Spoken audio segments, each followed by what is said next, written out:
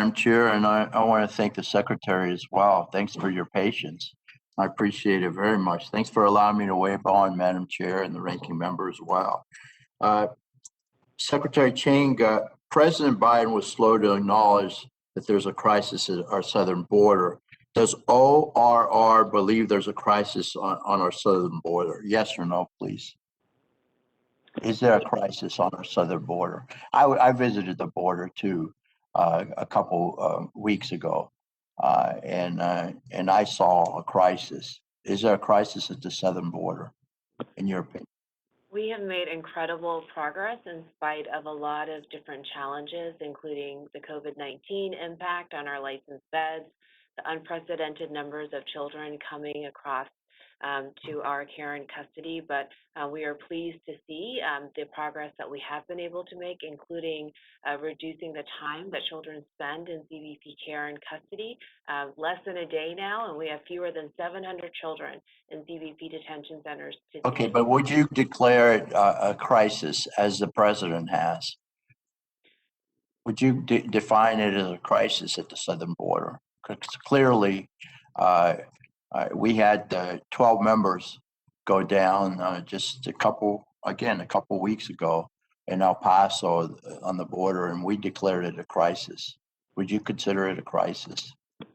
I consider that we've made incredible progress and that we have. All right, let me go on to the next question, though. Thank you.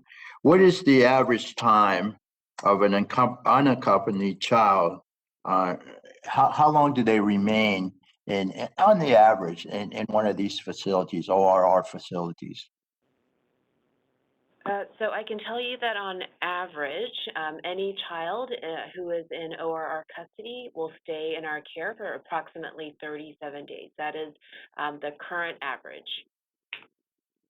Has that changed over the past 6 months? Has it gotten better or worse as far as the child remaining in ORR?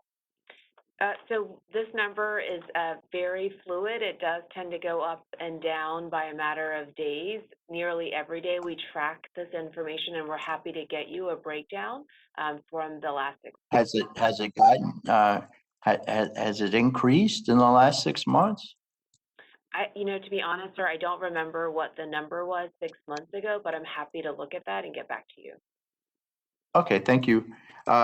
What happens when an unaccompanied child, let's say one particular child, does not have family or a sponsor that can't be identified, or if OR determines that the child is a victim of trafficking during the migration?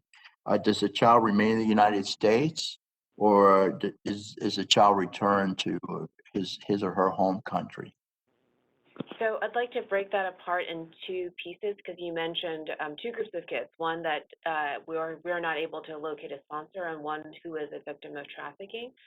So I want to talk about them differently because they're unique populations.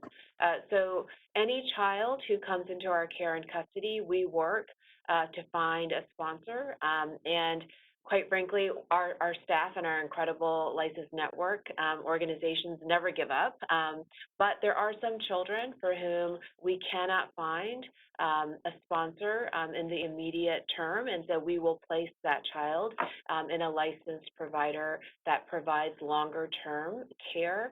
But even then, their caseworker will continue to search for any relative or appropriate sponsor to identify and vet. And sometimes we do find children that we may have thought had no sponsor actually have someone here in the U.S. that they can unify with. So it's important value proposition that we continue to search and they remain in our care as they await their immigration proceedings. And so they will stay in our care if they don't have a sponsor until they reach the age of 18 or their immigration proceedings determine what happens next with them.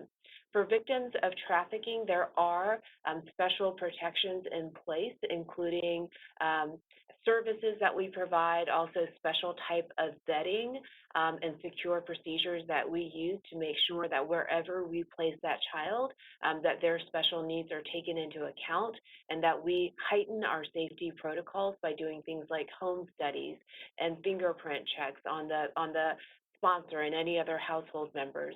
We do take special precautions for a child who may be a victim of trafficking, but that doesn't mean that they won't have a sponsor. It just means we heighten our work to ensure they are safe. Okay, so that means that they do remain in the United States, is that correct? And then that not transported to their country of origin, if they're trafficked. So as long as they're in our care and awaiting immigration proceedings, that they're in our care, or they are with their sponsor while awaiting immigration proceedings. But we are not involved in the law enforcement or immigration processes. Gentlemen's time's All expired. right, I see that my time has expired. Thank you, I yield back. Welcome back, Mr. O'Halloran.